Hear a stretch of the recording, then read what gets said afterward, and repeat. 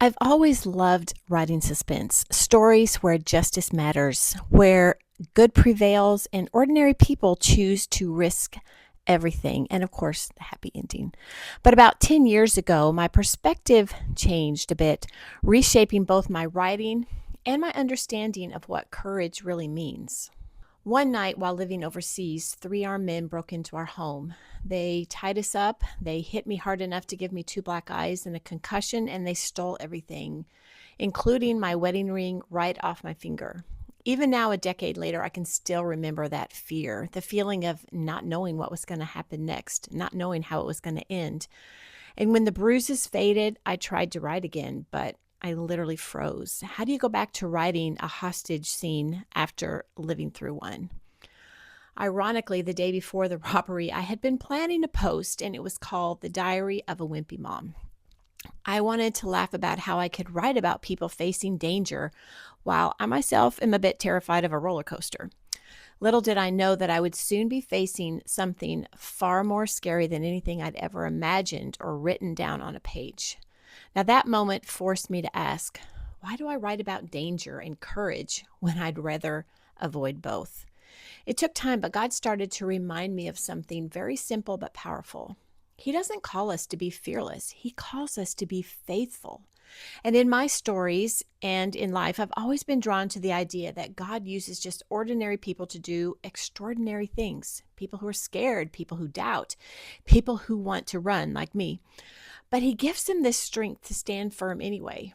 We all face our own battles and maybe not armed intruders, but we all have fear, uncertainty, and grief and loss. Life has its own way of knocking the breath out of us. And yet, in those moments, God meets us right there.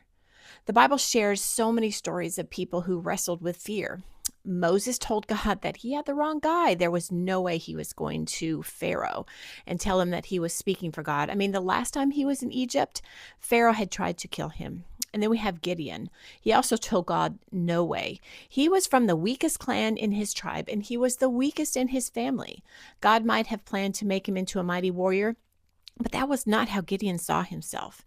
Even Esther had to take time to consider the cost. She knew what was at stake. She knew that she could lose her life if she stood up to the king. And what about Joshua?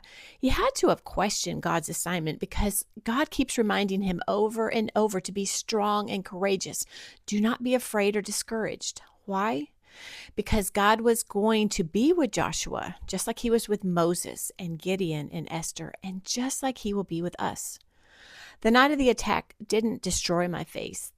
Eventually, it deepened it. And it also reminded me that God's protection, it doesn't always mean the absence of danger. In fact, following God never guarantees us a trouble-free life. The Bible tells us the exact opposite, because we live in this fallen world where there is hardship and there is sin and there is persecution. I love how Jeremiah 17:7-8 says it. Blessed is the man who trusts in the Lord, whose trust is in his God. It's like a tree planted by the water that sends out roots by the stream and doesn't fear when the heat comes, for its leaves remain green. It's not anxious in the year of drought.